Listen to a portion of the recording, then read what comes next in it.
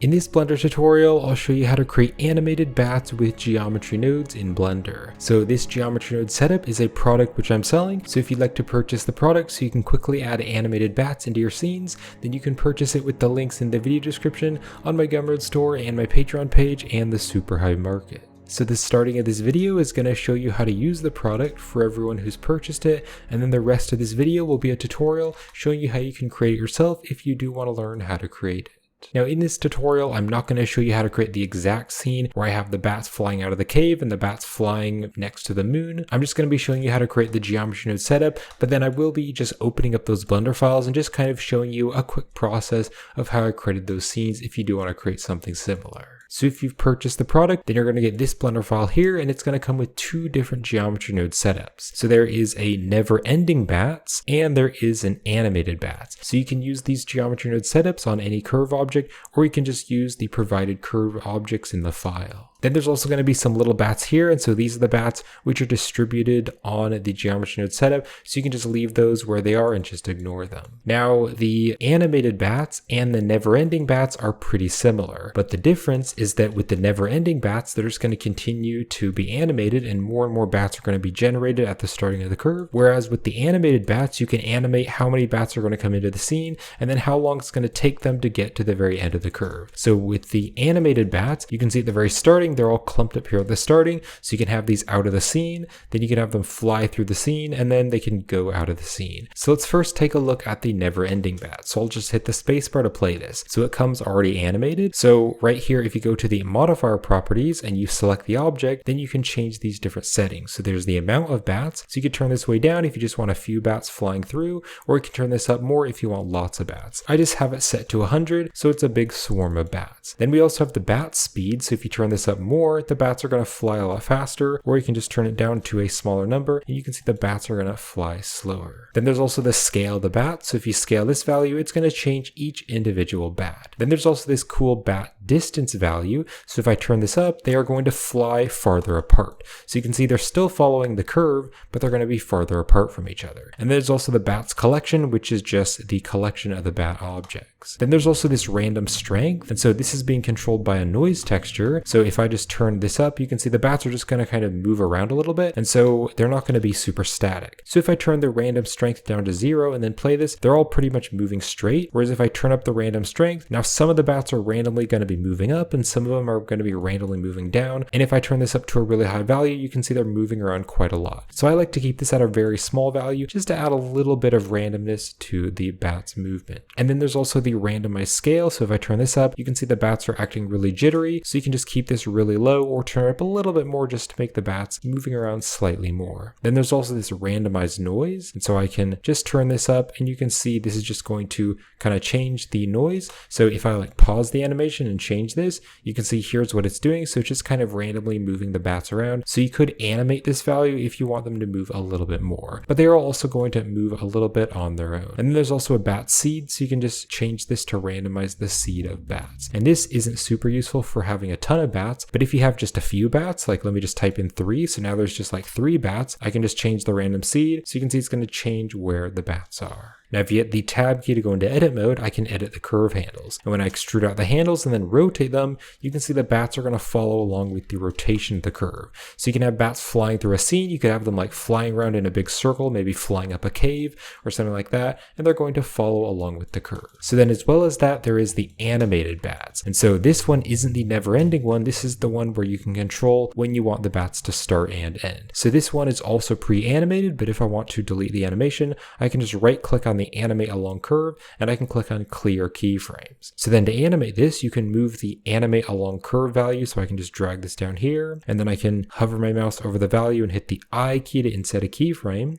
Then I can move to the very end of the animation and then I can drag the animate curve and I can drag all the bats over like that and then just hit the I key to inset another keyframe. So now when I play this, the bats are going to start to move. Now they're starting out and moving slowly, so what I want to do is press the A key in the timeline to select all the keyframes. keyframes, and I'm going to hit the T key, and then I'm going to click on linear. So this way they're going to play at a consistent speed. So then as well as that, there's also the bat amount, just like with the other value, and then there's also the bat scale. Now what's different about this one is that there is a end position and a start position. So you can see if I change the end position, that's going to move the bats back, or if I change the start position, it's going to move the bats forward. So if I just right click on the animate along curve and click on the clear keyframes, I can now change the end position and the starting position. So if I make them the same value or very similar to the same value, then I could actually animate this and you can see they're going to move together as a big clump. Or if I want them to kind of move longer throughout the animation, I could turn up the start position and then turn back the end position. And then I could animate this long curve and you can see the clump is a bit larger. So you can animate when the bats are coming in and when they're ending. And then you can also change the starting position and the ending position. And then all the other settings are also the same. So we have like the seed. We also have this like random strength. So you can kind of turn this up. So you can see by turning up the random strength, you can see now the bats are kind of moving up and down more. That's just going to make them look a lot more random. So they're not all flying in the same exact position. They are moving up and down a lot. So then if I take a look at the bats in the rendered mode, you can see the bats do look a little bit simple, but I didn't design this to have really close-up renders of the bats. The bats are going to be zipping by and there's going to be motion blur, so you're not going to be able to see them in a lot of detail. And since they're lower poly, it's not going to lag the scene as much because there's so many bats that are being generated. If I were to create a really like high poly bat with lots of details, then it would kind of start to lag the scene because it would be really high poly. So it's a pretty low poly bat model so that you can have hundreds of bats in your scene without it lagging Blender. Now there are some different bats here in a collection, and so you can see when I play the animation, the bats are flapping their wings up and down. Now you can actually change the speed of the bats flapping as well. So if I just click and drag to box select all of the bats, I can zoom in here and you can see here are the wings flapping and they are being animated by shape keys. So I can easily just change the scale of this by either going to the starting or the ending, and then I can just hit S to scale and I can scale up all the keyframes. And the keyframes are going to loop, so it doesn't really matter where the keyframes are. The keyframes are going to loop within the animation. So if I just scale this up, now when I play this, you can see the bat's wings are moving slower. So if you want it to look like maybe a slow motion animation, or just make it look like the bats are riding on the wind or they're higher up in the sky, or if it's a slow motion animation, you can have them flapping their wings slower. And if you do want to animate the bat's wings manually, then you can select one of the bats and you can click here to go to the object data properties. Then you can click here on shape keys and you can click on the flap shape key and you can just animate the bat's wings moving up and down. So if you want to animate this, you can easily just add keyframes to the bat's wings and just animate the bat flapping his wings up and down. So that is how you use the product. So again, if you'd like to purchase it, you can get it with the links in the video description, but then the rest of this video is going to be a tutorial showing you how you can create it yourself. Now for the modeling and the texturing, I am going to be using this free bat image, and so you can download this image with the links in the video description if you want to follow along with the tutorial. So here in a new scene in Blender, we're going to select everything and we're going to delete everything, and we're going to start by modeling the low poly bat. Now we're not going to be modeling a super high poly, super realistic bat model because you're not going to be able to see the bat in very much detail because there's going to be motion blur and the bat's going to be moving really fast. But also I want to be able to add like hundreds of bats into a scene. So if it's super high poly, that's going to lag up the viewport and make it really laggy. So we're going to model a low poly bat, but we're going to use textures to make it somewhat detailed. So I'm going to hit 7 on the numpad to go to top view, and then from my file browser, I'm just going to drag and drop in this image here so you can download it with the links in the video description. And I'll hit Alt-G to clear the location. So it's in the very center. Then I'm going to scale this down and I'll type 0.2, so scale it down by 0.2 because in real life, bats aren't really that big. So I want to model it better to the real life scale in Blender. And then what I also want to do is rotate the bat because he's looking this way. So I'm going to rotate it by 90 degrees so it's looking up,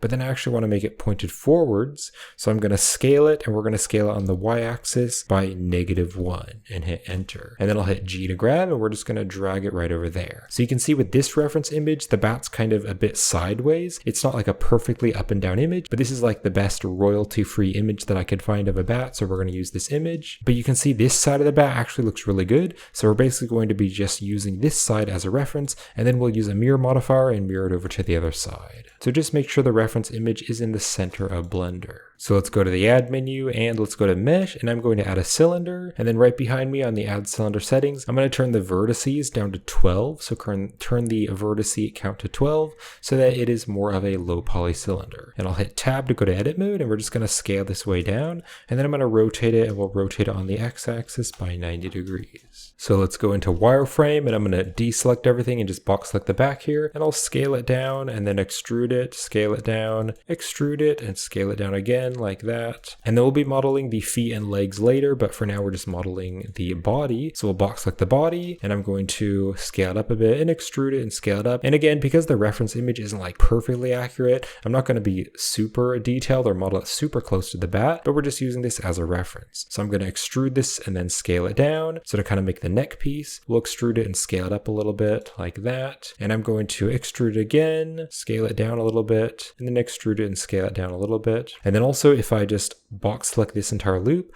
I'm going to hit Control B to add a bevel there, just so that the neck is a little bit longer. Maybe box select all these vertices and scale them up a little bit like that. Let's go to side view. Let's zoom into the bat here. So here's side view of the bat, and I want to kind of make like the little mouth and the nose of the bat. So I'm going to bring this up a little bit and extrude it and scale it down like that. All right, let's go back to solid view. That's looking pretty good. So again, just a very low poly bat, and we'll shade the object smooth. Then I'm going to go back into edit mode, and we'll go to top view, and I'll go into wireframe, and I'm going to deselect everything, and I'm just going to box select this side. So just that side, will delete the vertices. So I'm now going to go to the modifiers, and I'm going to add the mirror modifier to mirror it over to the other side.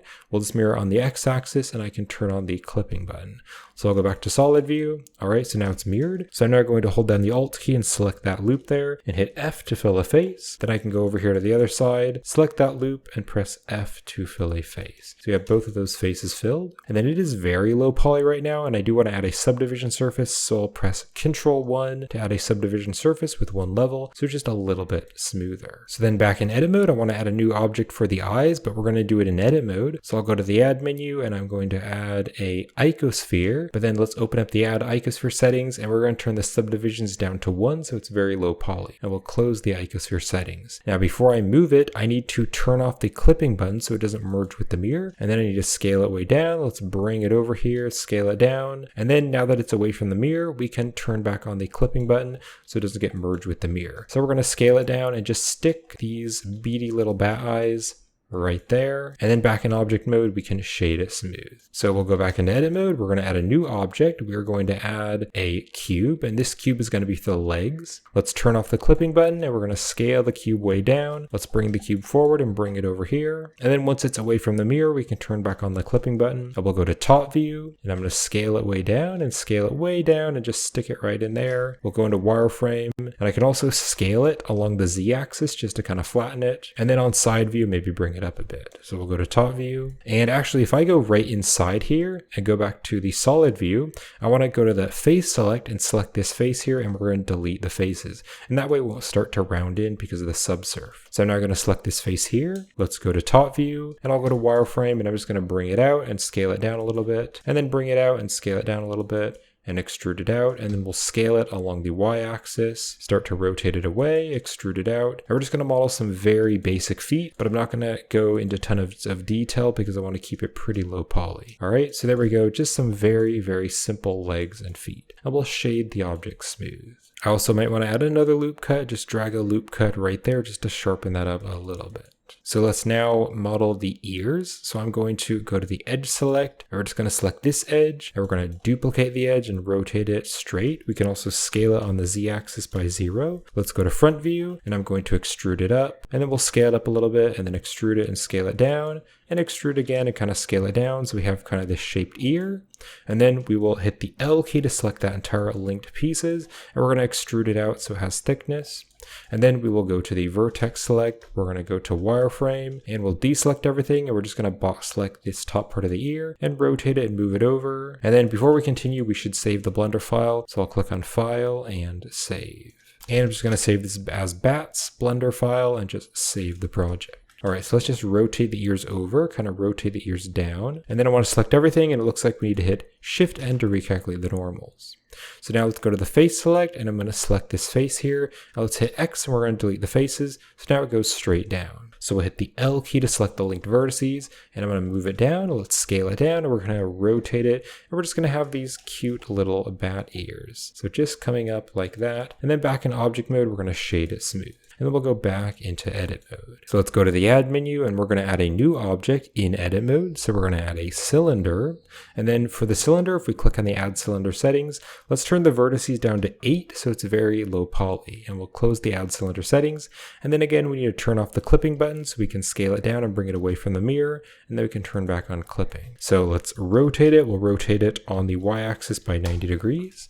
And then if we select this face here, we're going to delete the faces. Let's now hit the L key to select that entire piece, and we'll go to top view, and I'm going to go to wireframe, and let's scale it down so it's a lot smaller, and then scale it along the x-axis. And then we'll start to rotate it and just stick it right in here. So this is going to be the arms of the bat. So just stick it right about there. Let's go to the vertex select and then deselect everything. And we're just going to box select the wings here, or the end of the arm, and we're going to bring it out, and then we'll hit E to extrude and R to rotate, and just extrude it and rotate it like that. And we'll have it just go along the arm. And then we can start to scale it down a little bit as it gets towards the end here. And we're just going to pick one of these. So I'm just going to pick this one. So I'll extrude it and scale it down, extrude it and scale it down. It will just get thinner and thinner, just like that. And then right at the very end, I'll just hit E to extrude and just make a very small one. So that way, because we have a subdivision surface, it'll round over. And then I just want to make sure that we have a face right in there. So if I just zoom in really close here, it looks like I don't have a face here. So I will hit F to fill a face right there. So there's a face at the very end. Let's go to top view again and go back into edit mode. And now I want to create some little like veins here for the other part of the wings. So I'll go back to wireframe, and I'm just going to box select this end part here, and I'll hit Shift D to duplicate, and we'll rotate it and move it over. And then I can just box select the vertices and rotate it and move it over. Box select these vertices and rotate it, just stick it right there. And then box select these vertices and extrude it again, and just extrude it right over here. And a bunch of the points are going to connect right here. And then to make sure that this is inside here without it coming out, you can scale it along the z-axis just to flatten it a little bit. All right, we'll go to top view. We'll go to wireframe, and we're just going to box select the vertices here, and we'll duplicate it and rotate it over like that. Scale this down and extrude it out. And we can start to scale it up so it slowly gets thicker as we're extruding it up, because it's getting closer to this point where they're merging. All right, just like that, kind of scale that down a little bit. Go to top view, and we're going to deselect everything and just box select the end here, and we're going to duplicate it, scale it down and rotate it over like that. We're going to have another little point here, which is kind of popping out a little bit, and we'll extrude this and scale it up, and extrude again, scale it up a little bit. All right, we'll scale that down on the z-axis, because you can see it might be coming through, so you might want to scale it down on the z-axis, so it's just going inside there. We'll go to top view again, we'll go to wireframe, we're going to deselect everything and just box select the vertices here, and we'll duplicate it, rotate it over, so just rotate that end point, and then just box select the end and extrude it, and rotate it and extrude it into the center. And if I go into edit mode and select everything, I need to hit Shift N to recalculate the normals, and then back in object mode, we're going to shade it smooth. And if I look down here, kind of on front view, you can see the bat's wings are too low. So I'm going to deselect everything and then hit the L key with my mouse hovered over all the cylinders to select all the bat wings. And I'll bring it up on the Z-axis. And if I go to front view, bring it up on the Z-axis so it's right there in the very center. And then if I go inside here, go inside the bat, I want to go to the face select and select this face. And I want to delete the faces, and that way it won't start to taper in. All right, so now let's add a new object in edit mode, and I'm going to add a plane. And then again, we want to turn off clipping, and we want to scale the plane down, and we can turn back on clipping. Let's go to front view, and I just want to make sure that the plane is right there in the very center. So if I go into wireframe, you can see it's in the very center. So I will go to top view, and I'm going to scale it down and bring it over here. And so this plane here is going to be kind of that flappy skin piece, which is the actual bat's wings. So let's go to the vertex select, deselect everything, and we're just going to box select the end. We'll bring it up and rotate it, scale it down, and just stick it right over there. So you can see it looks like the wings are kind of connecting to the legs. So we're going to stick it there. And then I want to select the vertex here on the other side of the plane, and we're going to move it inside the body. And then I want to add some loop cuts. So I will hit Control R and then just left click and right click so the loop stays in the center. We can bring this loop down and bring this loop up here and bring this over. And so we're just going to start to model the basic shape of the bat wing. So if we now select these two vertices, we can extrude it and rotate it and bring it over like that right there. Then we can also add a loop cut right there and drag the loop down. And then if we go to the edge select, we can select this edge and extrude out again and kind of scale it down there. All right. We can go to the vertex select. We can select the vertices and bring it in, just fit it to the reference. We can add another loop cut right here and bring this loop up and bring this loop down. And then if we select these two vertices, let's extrude it and scale it down, and then extrude again, scale it down, and extrude again, scale it down, just to make the very end there of the wings. Now, if I go back to solid view, you can see because we have the subsurf modifier,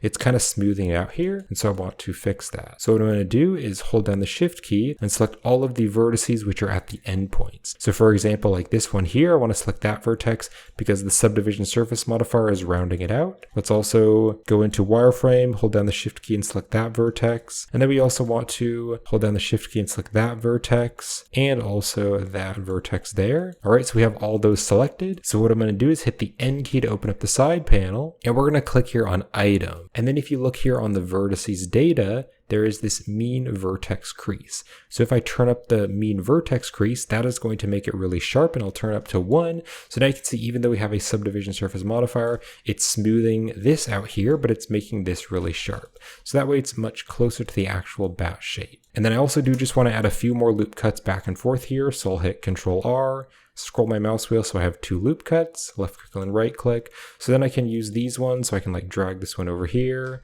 go into wireframe, drag this one over here, because I want the wing to be filling and connecting to the legs, just like that. And if you want to, you can select some of these vertices and double tap G to edge slide them just to make it nice and smooth. All right, so there we go. That is the basic bat model. So now let's do the bat materials. So I'm going to click here to go to the shading workspace, and let's add a new material, and I'll zoom into the bat, and we'll go into the material preview so I can see the materials. And let's rename this material to bat body. So now what I'm going to do is go to the add menu, and I'm going to search for an image texture and drop it down here. And then we already added in the reference image. So if I click on the drop down, we can add the same reference image that we already added. And then also if we select the reference image here in the outliner, we don't actually need the reference image anymore, so I can just delete the reference. Now there is one small problem with this reference image, and it's not a big deal. You can just ignore it if you want to, but you can see right here, it looks like there's some direct sunlight, which is shining on the bat. And also there's this little white speck here. Now you're probably not going to notice it in the final renders or anything, but I am going to be opening this up with Krita, and I'm going to use the clone brush just to kind of clone this out so that it looks much darker. This is totally optional though. You don't have to do it if you don't want to. So if I just go right down here to the brush presets, this might be somewhere else in your own Krita file because I've kind of customized my Krita file, but you want to go to the brush presets and you want to find this clone brush. So it's called the clone tool. So now what I can do is hold down the control key and like click here, and that's going to add the little dot there. And so that's going to be where it's going to clone. So now I can just go right over here and I can just start to paint along here. And you can see I'm just kind of cloning this in. So it's pretty simple. And also if you have something else like GIMP or Photoshop or another 2D program like that, you could do the same thing. And then let's also clone this out here. So really it's that simple. You don't need to do too much. So I can now click on File and I can click on Export. And I'll just save this as like edited bat image as a JPEG image and click on OK just to save that file, and then I'll close Krita. So back into Blender, I just want to add in the new image. So I'm going to click on this file icon. And then in my file browser, I can just add the edited bat image and just open this up, and then I can put the color into the base color. So now if we take a look at the bat image, you can see it's placed in the wrong place. So we need to UV unwrap this. So I'll hit 7 to go to top view. I'll hit tab to go to edit mode,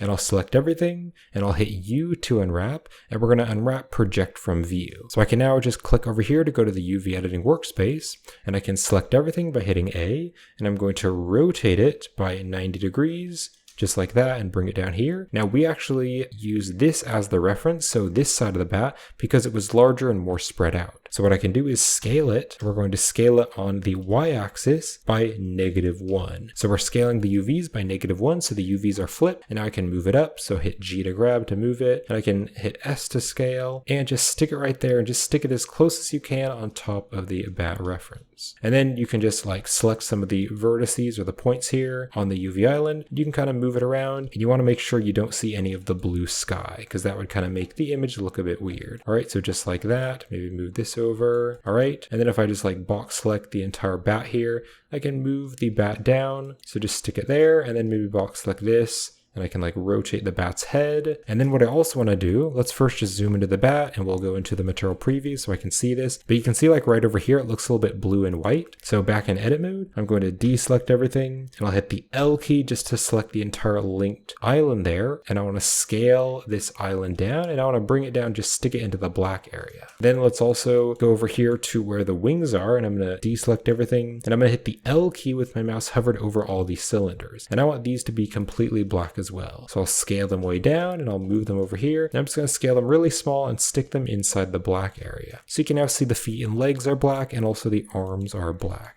So let's now click back here to go to the shading workspace. And what I want to do is turn up the roughness. So I'll turn the roughness up to like a 0.8. Then I also want to add a little bit of subsurface, just because the bat does have like some flesh and some skin. So I want to open up the subsurface, and on the random walk, I'm going to turn this to random walk skin, and then I'll turn the weight to like a 0.2. Just there's a little bit of subsurface. Then I also want to add a little bit of bump. So we're going to take the bat image, and we're going to put the color into the normal, and then I'm going to go to the add menu and search for the bump node and put this in between the bat image and the principled shader. And I want the color to be going into the height value to convert to bump data. Now if I zoom in here, you can see that doesn't look very nice, but what I'm going to do is turn this filter width all the way up to 10. So if I turn the filter width up to 10, it's going to kind of improve this and make it kind of look like a fake normal map. Now you can't really see it doing anything right now, and that's because I need to turn up the distance. So I'll turn the distance value up to a 0.1. So now that I've turned the distance up to 0.1, you can see it looks really bumpy, but kind of these darker areas and cracks, they look even more bumpy. And what I also want to do is make the bat a bit darker. So if I go to the add menu, I can search for RGB curves, and I can put this in between the image and the color. And then I can just click and drag this down there just to make the bat a bit darker. Now I want to make another material which is going to be similar to this, but it's just going to have a little bit of translucency so you can see through the wings. So I'll go into edit mode, and I'll just deselect everything and hit the L key with my mouse hovered over the wing piece. And right here on the materials, we want to click on the plus here to create a new material in the slot. And on the drop down, we're going to choose the bat body. But then what we're going to do is click on this little button here to duplicate the material. And instead of calling it bat body, I'm going to call it bat wings. And then we're going to click on the assign button. So now it is a separate material, but it has the same information. But you can see if I like change the color, that's changing the wings. So now what I want to do is go to the add menu, and I'm going to search for the translucent shader. And then let's also go to the add menu and search for the mix shader. And we're going to drop this down here, and we're going to put the translucent into the top shader and the principled into the bottom shader. Now for the translucent color, we don't want it to be white. So we're going to take the bat image, and we're going to put this into the color just to see what that's looking like. And to see what this is really looking like, let's go into the rendered mode so we can actually see it in cycles. But you can see we haven't added in HDRI yet. So I'm going to scroll my mouse right over here, and I'm going to click on the shading dropdown, and I'm going to disable the scene world. And that way it's going to use a built-in HDRI in Blender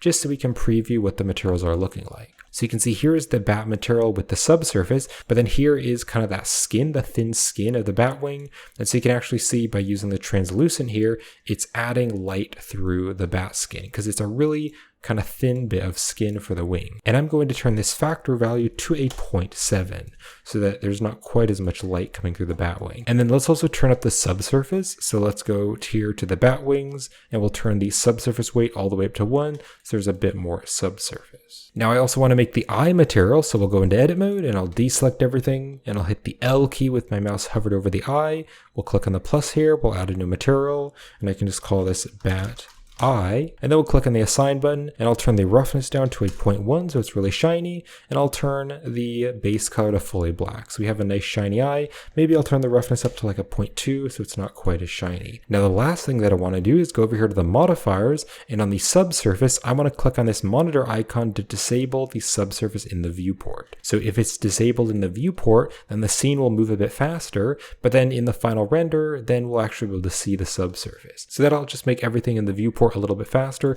especially when we set up the geometry nodes and we have like hundreds of bats. So we're now ready to do the bat animation. So let's click here to go to the layout, and I can just close the side panel. And so we're going to be using shape keys to do the animation. So let's select the bat, and we're going to go here to the object data properties, and we're going to open up shape keys. Now what we want to do is first make the bat flapping up, and then we're going to add another shape key to make the bat flapping down. So let's go into edit mode, and we're going to deselect everything, and I'm going to hit the L key with my mouse hovered all over these pieces here, and that's going to select all of the linked vertices. So let's now hit the 1 on the numpad to go to front view, and I'll go into wireframe, and what I want to do is just center my 3D cursor right there. And then what I want to do is click here on the transform pivot point, and we're going to change it to the 3D cursor. So when I rotate this, it's going to rotate from the 3D cursor. So now it's going to rotate the bat wings up, and we'll just rotate it up like that. And then I do want to add a tiny little bit of a curve. So I'm going to deselect everything, and I'm just going to box select this point here, so about the vertices in the center. And then what I want to do is press the O key to turn on proportional editing. Now what I also want to do is click here on the proportional editing settings,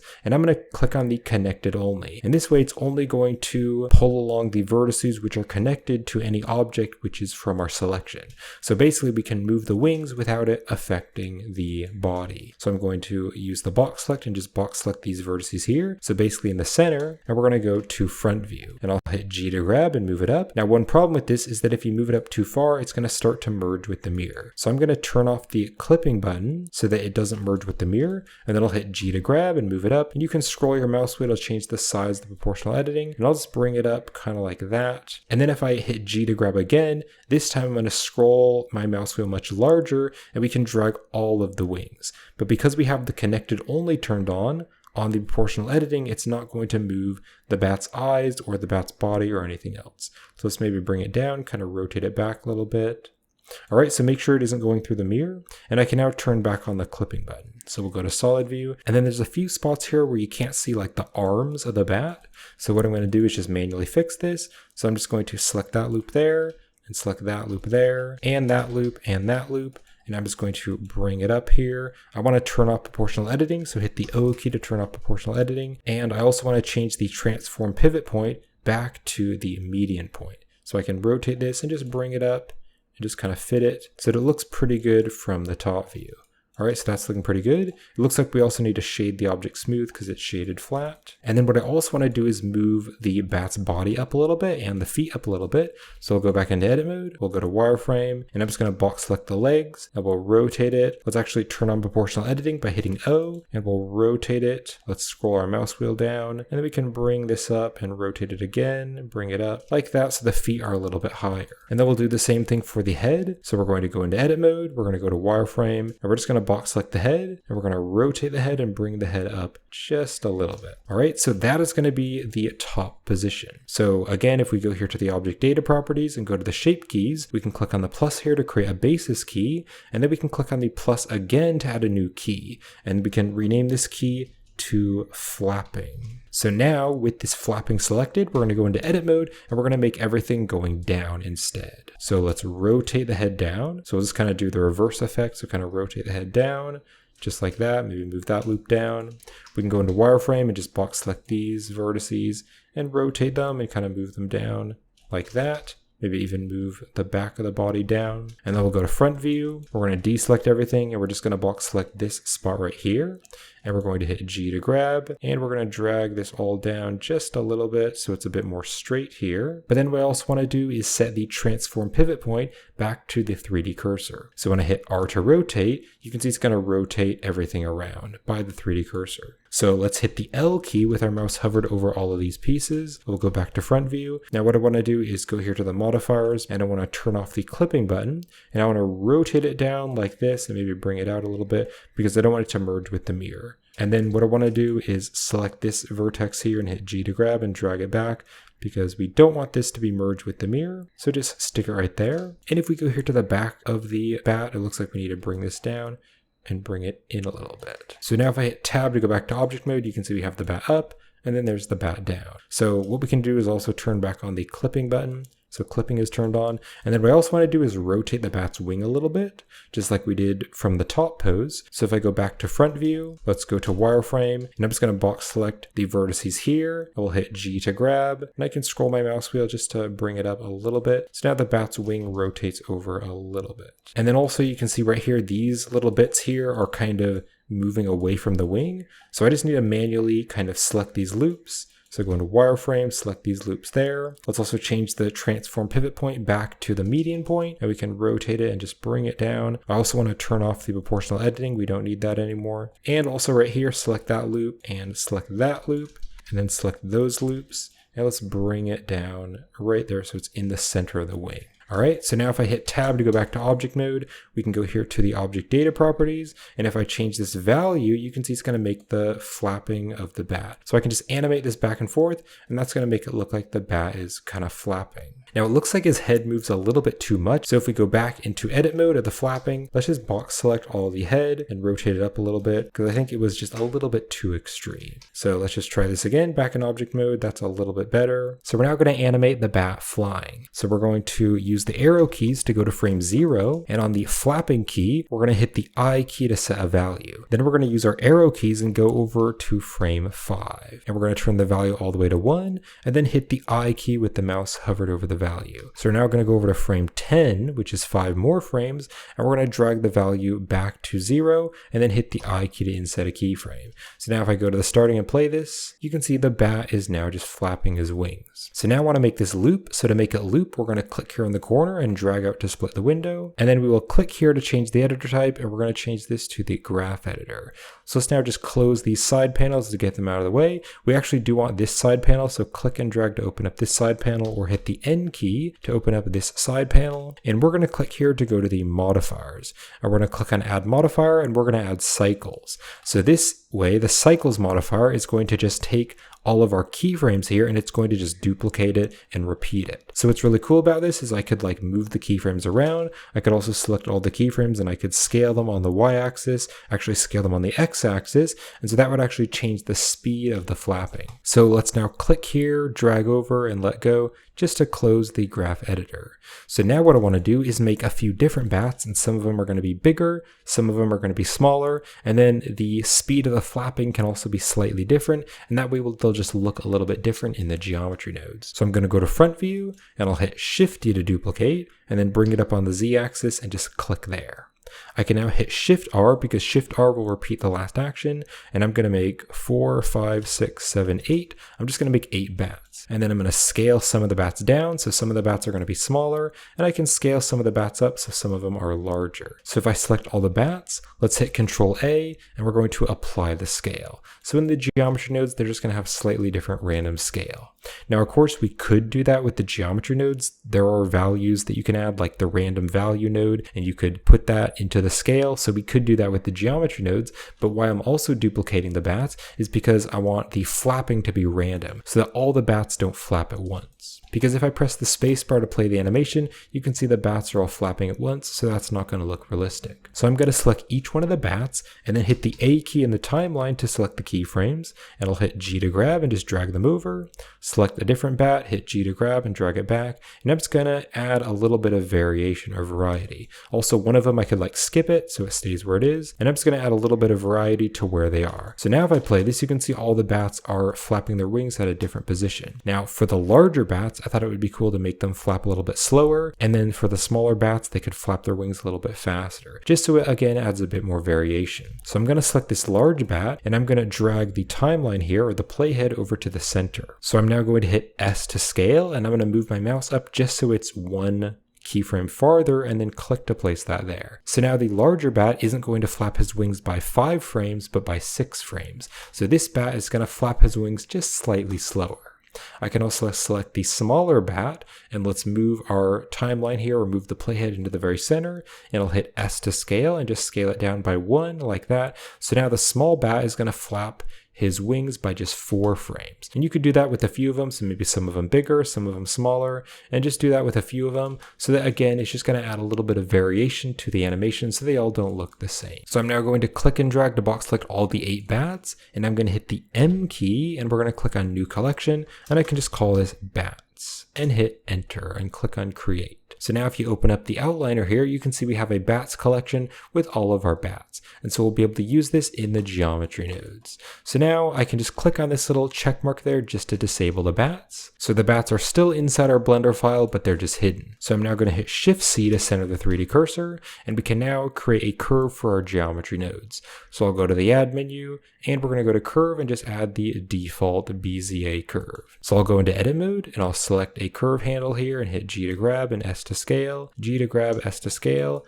maybe rotate it a little bit and then extrude it and rotate it. And we're just going to make a simple curve here. And this is what we're going to add the bats on to. All right, so just like that, just make a simple curve. So we're now going to click over here to go to the geometry nodes workspace. So I'm going to have the 3D viewport right over here. I'll just kind of make it smaller so we have more space. And then the geometry nodes workspace is going to be here.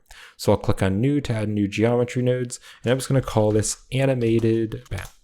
So let's go to the Add menu, and we first want to search for points. So let's add just the points node because we want to add points along the curve, and then we're going to make the bats be where the points are. And then what we want to do is instance these points. So we're going to click on Instance on Points, drop this here, and then what we want to do is just plug the points into the points of the instance on points. Now we don't actually have the points on anything, so what I want to do is search for the sample curve.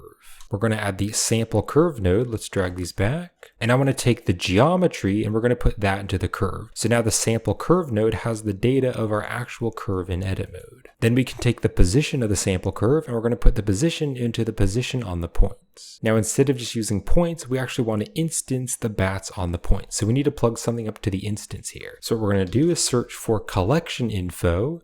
Let's add the collection info, and on the dropdown, we're going to choose the bats. Then let's take the instance, and we're going to put that into the instance on points. So now if I hit tab to go into edit mode, you can see the bats are just right there at the very starting of the curve. So let's just navigate over here. Now you can see they're all like up and down and on top of each other, and that's because that's how they are inside the collection. So to fix this, we need to click on the separate children, the reset children, and the pick instance. This way it's just going to pick random bats. So now you can just see that we have one bat there. And then we can also turn up the count here. So I'm actually going to turn the count to 100. So we actually have 100 bats. And then I want to be able to see the original geometry, which is the curve, because, I want to be able to see the curve in object mode so I can know where it's going.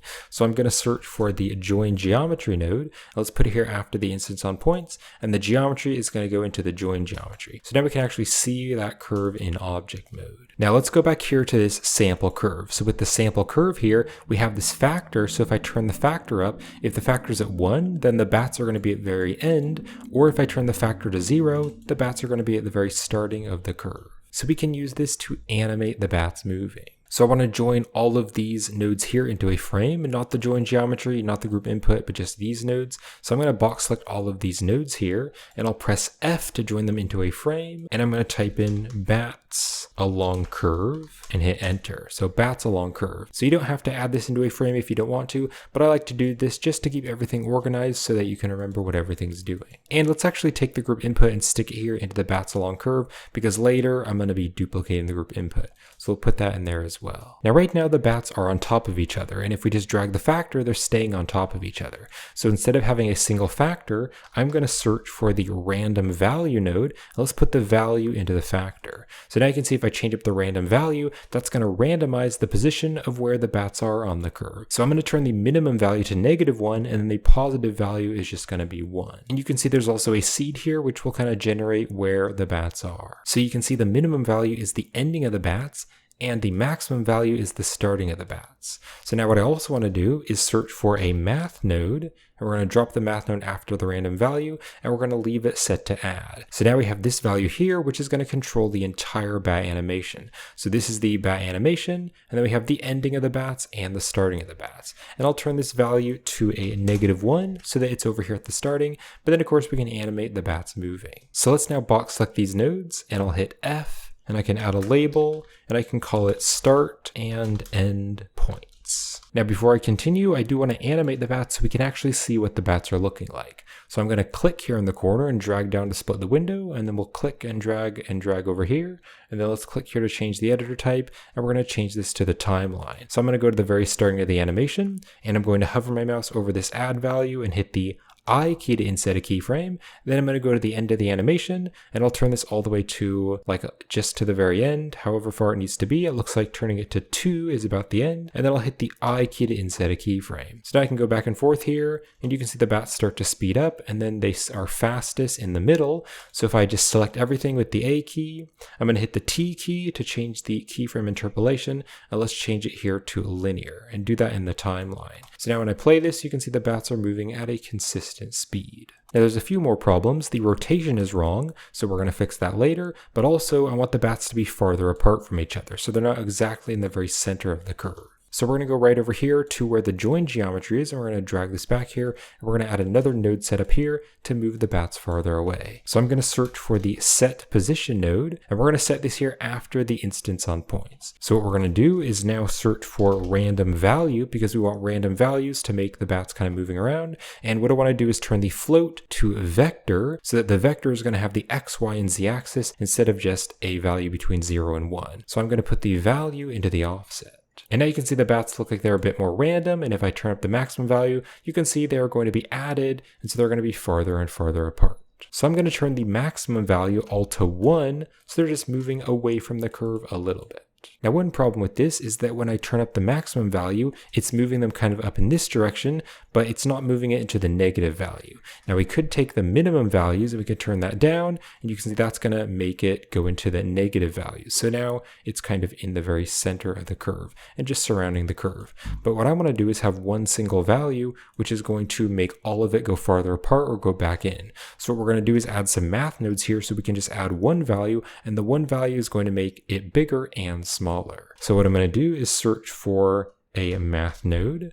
Let's drop it here, and we're going to leave it set to add. And I'm going to turn this value to 2 because I think 2 is pretty good. So let's put this into the minimum value and also the maximum value. And then also this top value here, we're going to turn to 0.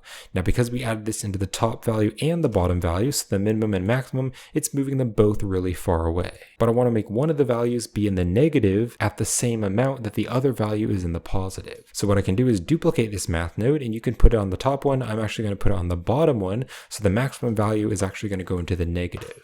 So now in the add here, we can change this to divide. So basically, because this divide is after the add, whenever we turn up the add value, it's also going to affect the divide value. Now for the divide, I'm going to turn the bottom value to -1. So -1 instead. So now if we drag the value, you can see if it's turned to 0, this value, if it's turned to 0, it's basically as if all the values are 0, so it's in the very center of the curve. But then as I turn up the value, it's going to affect the minimum by this much, but then it's also going to divide this value by -1. So basically, when this is going to be, let's say, a 5, this value is going to be -5. And when this value is a 2, this value is going to be a -2. And so you can see now they have a lot more space in between them. They're not in the very center of the curve. And there's also this other seed value here, which you can use to randomize it if you want to. So let's box select these 4 nodes, and I'll hit F to join it into a frame, and I'll call it bats distance. So now we want to fix the rotation of the bats because the bats aren't rotated in the right direction. So let's go back over here to the bats along curve.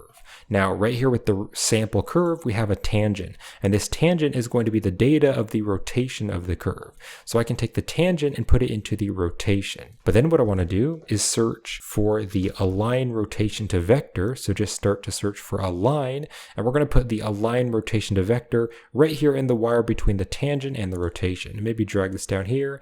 We can drag this out and just drag this back here so we have a little bit more space. So the tangent is going to go into the align rotation to vector, and it's actually going to go into the vector, not the rotation. And then this value here from the align rotation to vector, that can go into the rotation of the instance on points. Now, if I play the animation, you can see the rotation is still wrong. So what I want to do is turn this to the X value, but you can see it's still wrong. So what I'm going to do is open up the collections here, and we're going to open up the bats collection, and we'll select the curve and just drag it out of the way, and then we're going to select all 8 bats. So make sure you select all 8 bats.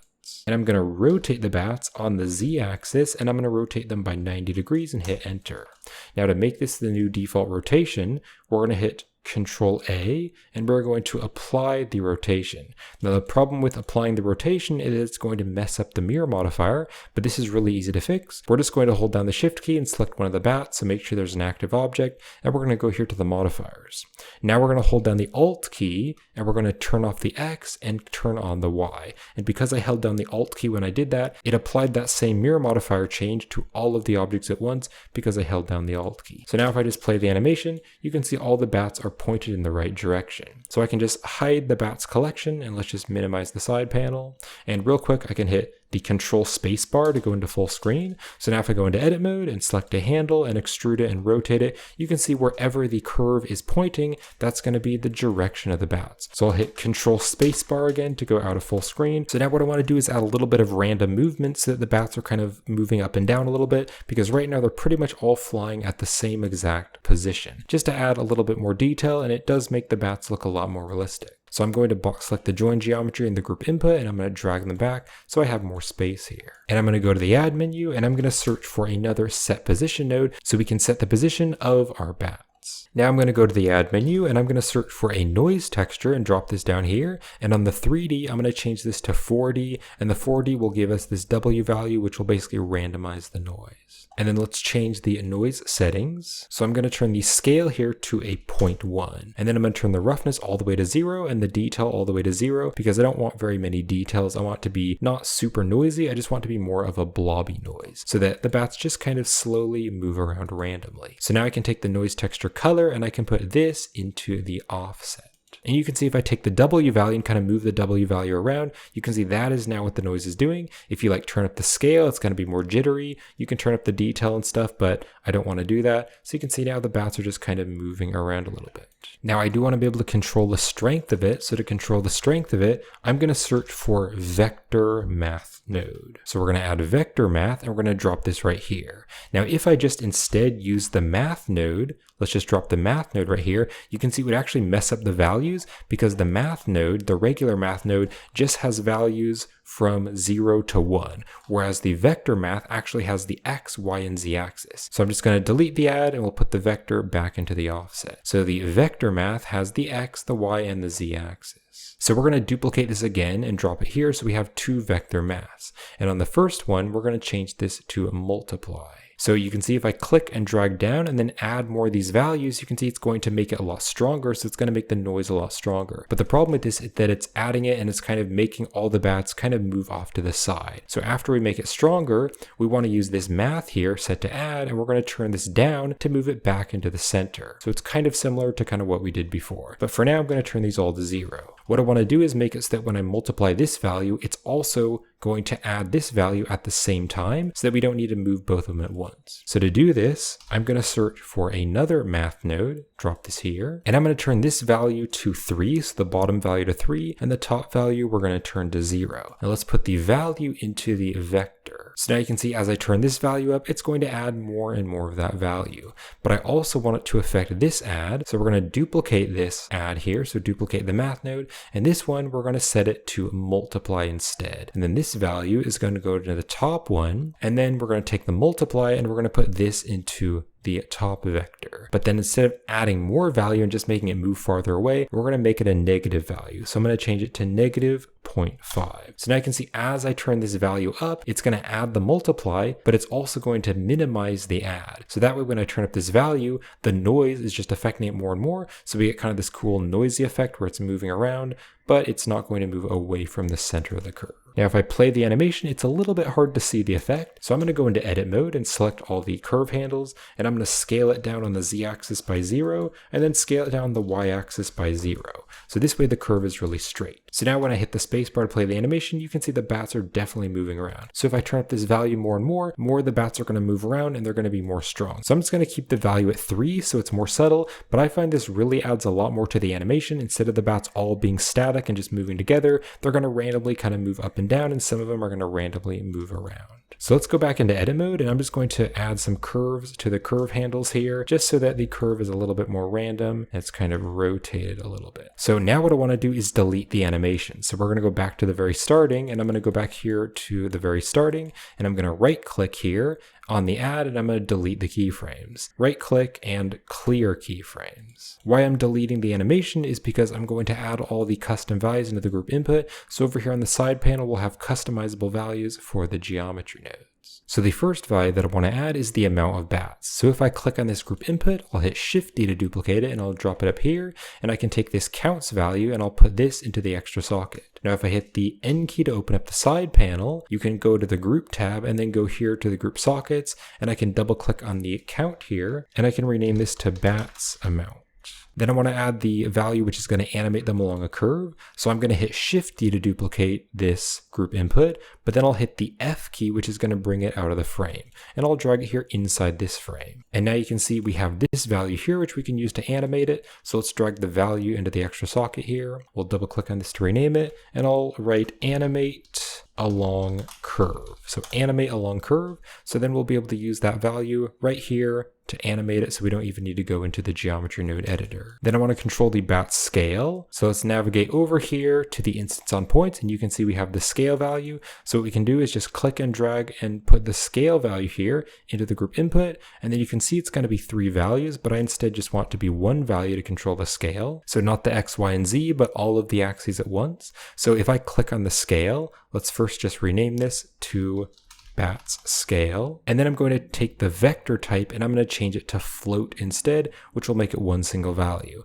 Now I need to turn the default value to 1, and then if I go over here to the bat scale, I want to turn this to 1. So now if I just drag the bat scale, that's going to make each individual bat bigger and smaller. Now I want to control the start position and the end position. So we're going to go right over here to the start and end. And so this value here is going to be the end position. So we'll put the minimum into the bottom one, and let's drag this down here so we can see it, and I'll double click on it to rename it, and I'm going to call it bats end position. And then we're going to take the maximum one, we'll put this into the extra socket, and this one, instead of calling it bats end position, I'm going to rename it to bats start position. And then just to make sure it's working, you can drag the start position, drag that out, and then also drag out the end position. But I'm just going to leave it at -1 and 1 for the default. So let's now add the bats distance. So let's just make this a bit smaller so I can see it better. And we're going to navigate all the way over here to the distance value for the bats. And you can see we have this value here to make the bats farther apart and closer. I'm going to turn the default value to 2. So turn the add value to 2. And then I'm going to click on this group input,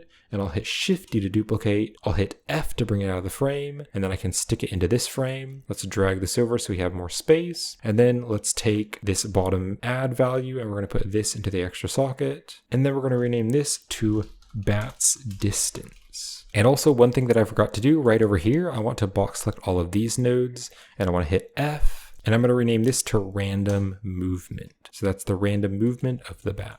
Now I want to add the bats collection just in case you want to maybe add your own bats or whatever you want to do. So I'm going to click on the collection info and take the bats and put that into the extra socket. And then we can double click on this to rename it. And I'm going to rename it to bats collection. Then I want to control the random seed. So you can see right over here at the start and end point, we have a seed. Now right now it doesn't look like the seed is doing anything, but if I turn up the distance, so the starting and ending, let's just turn up the end position. Now if I turn up the seed, that's going to affect the seed. So we can put the seed into the extra socket here, and then let's rename this to bats seed. I'm actually going to rename it to bats random seed. Then I want to control the noise strength values. So let's navigate all the way over here back to the random movement. And I actually want to just select one of the group inputs. I'll hit Shift D to duplicate, F to bring it out of the frame.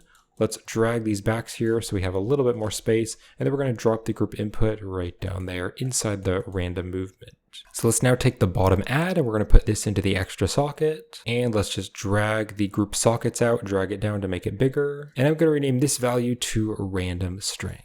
Then let's take the noise scale and put that into the extra socket. And we're going to take the W and put that into the extra socket. And let's rename these values. So I'm going to call this random scale or randomized scale because that is the noise scale. And then for the W value, I'm going to rename this to randomized noise because that's going to basically add random kind of noisiness and kind of move around the noise texture. And then one thing I forgot to do, I'm not sure if you did this or not, but I want to rename this maximum value to bats start position. I just forgot to rename that. So if you just go right over here to the very starting of the setup, right here at the start and end positions, you can see the maximum is going into this value, so I'm going to rename that to bat start position. So I'll hit the N key to close the side panel, and then if I click on each one of these group inputs, I can press Control H. And Control H is just going to minimize them, so it's only going to show the values that it's using. So Control H, drag this down, Control H, drag this down, just to make everything look a bit nicer. All right, so let's go back to the layout and I'll save the project again.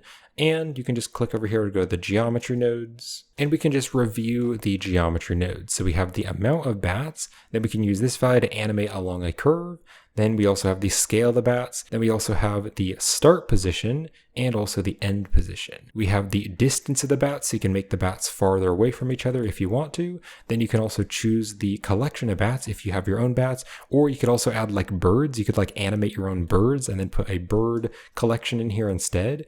Then we also have a random seed, but you can only see the random seed once the bats are moving out along the curve. If you do want to change that, you could go back to the geometry nodes, and you could go here to this random value and you could change the random seed with this value. I might as well do that. So I'll just click on the random seed, drag this over here, and I'm going to replace it for the bat's random seed, and then just get rid of this seed value. So if I go back here to the layout, now even if this is at the very starting of the animation, I can just take the random seed and I can just kind of randomize that. And then we also have the random strength. So that's going to randomize it using a noise. We also have the randomize scale, and then also this randomized noise, which is going to move around that W value. So as the bats move, they're going to move along the noise and kind of move up and down, but you could also animate this bottom value here if you wanted to. So that is the first setup. So we're now going to create the second setup. So I'm going to select the object and we're going to duplicate it, and let's just move it over here. So now we have two of them. So this second one here, we're going to click on this button here to duplicate the geometry nodes.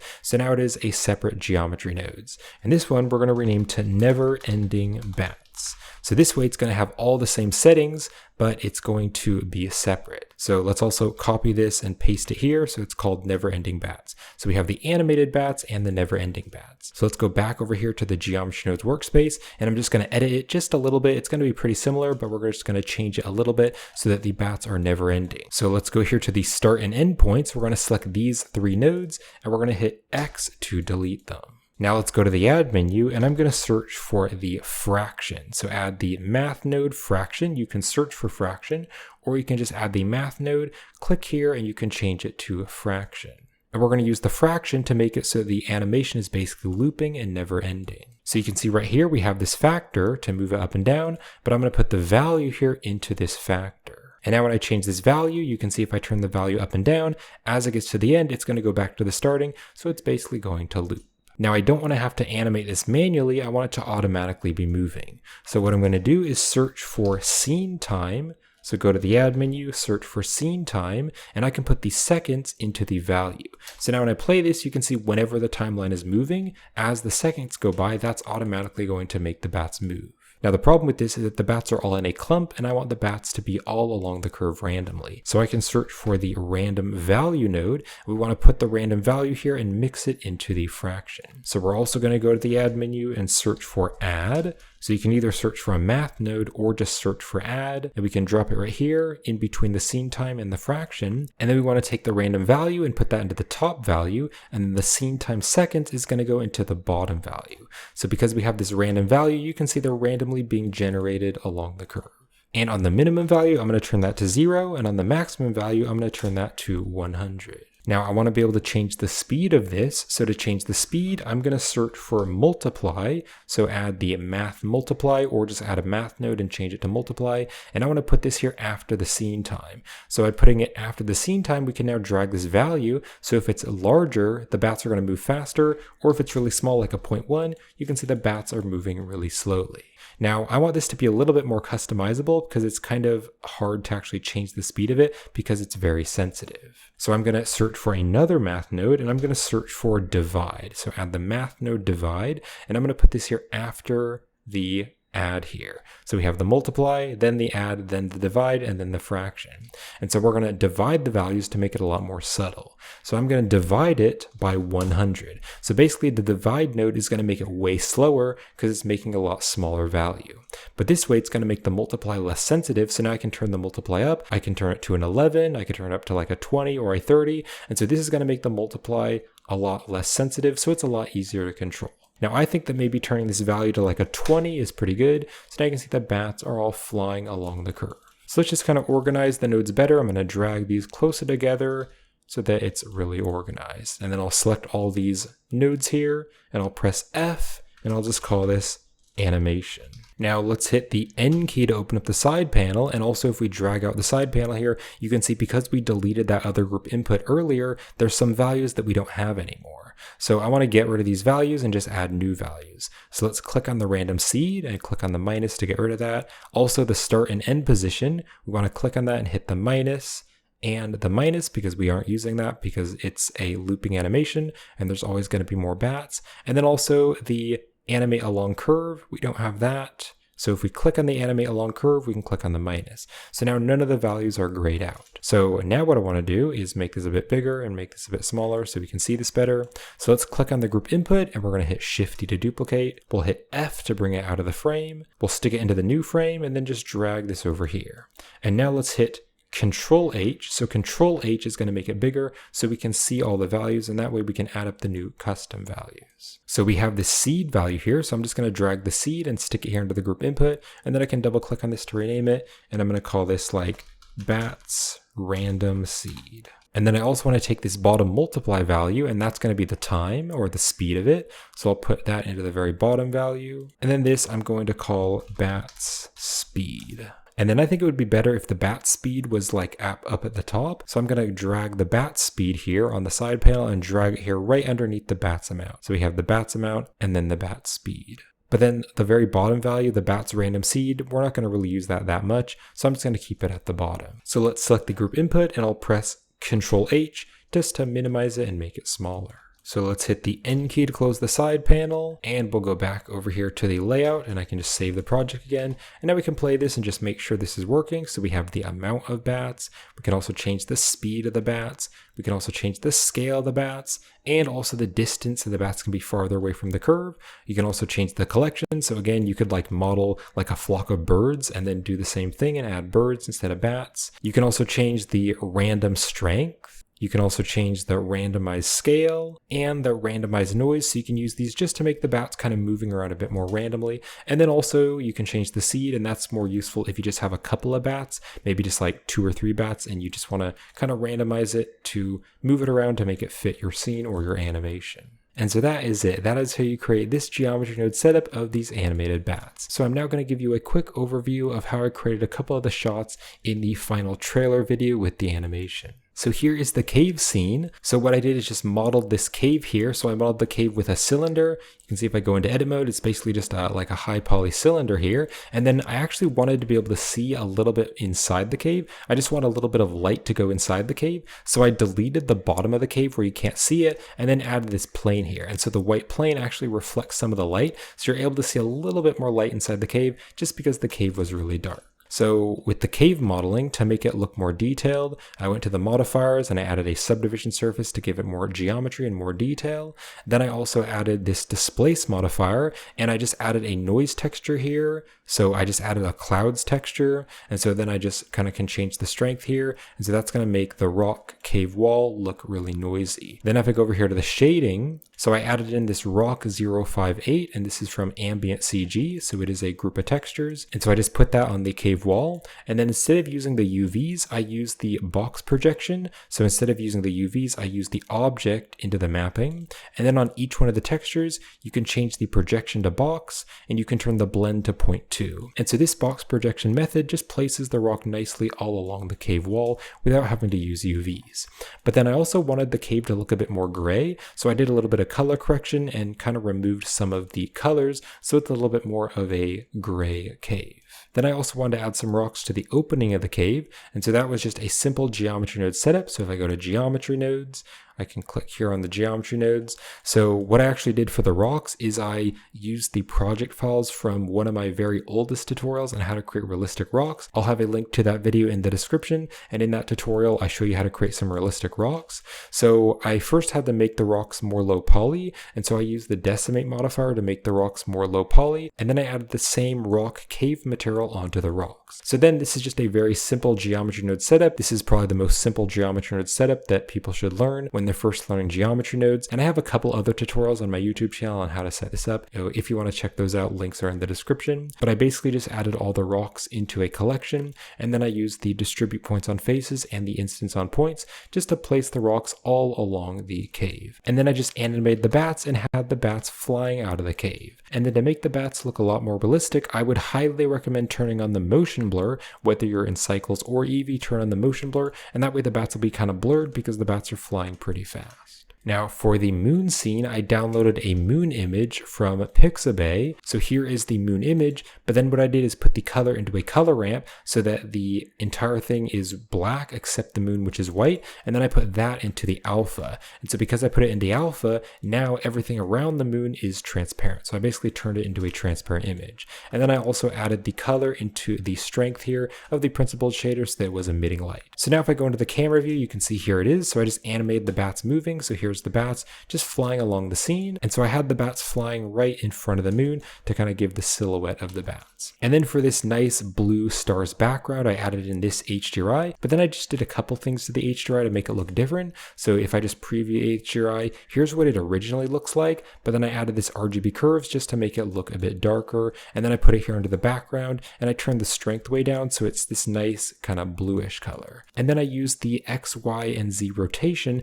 just to kind of move the HDRI around so it looked good in the camera view. So then if I jump over to the compositing, I added like a little bit of color correction, so a hue, saturation, value, and RGB curves. I also added this box sharpen just to make it a little bit sharper. And then I also added a glare node set to bloom just to make the moon glowing a little bit, and then put it through another RGB curves to change the colors a bit, and finally put it through a lens distortion just to add a teeny tiny bit of lens distortion. And then once I rendered out all the different shots, the last thing to do was to add it together as a video in Blender's video editor. And you can also see I added a bunch of different sound effects right here, and I will have links in the video description to all the different sound effects that I used. So I added like some small birds flapping sound effect to make it sound like the bats, and then I also found some sound effects that sounded like bats chirping, so I added those in. Just a bunch of different sound effects here. You can see all the different sound effects that I added, just piling them on top of each other to make it sound like there's a lot of bats flapping. So that's going to wrap up this tutorial. So that's how you create animated bats in Blender with geometry nodes. So I hope you enjoyed the tutorial and thank you for watching. And if you'd like to purchase the finished tutorial project files so you can quickly add bats into your 3D scenes, you can purchase with the links in the video description on my Gumroad store and my Patreon page and the Superhive Market. That's a great way to help support the channel. But that'll wrap up this video, so I hope you enjoyed and thank you for watching.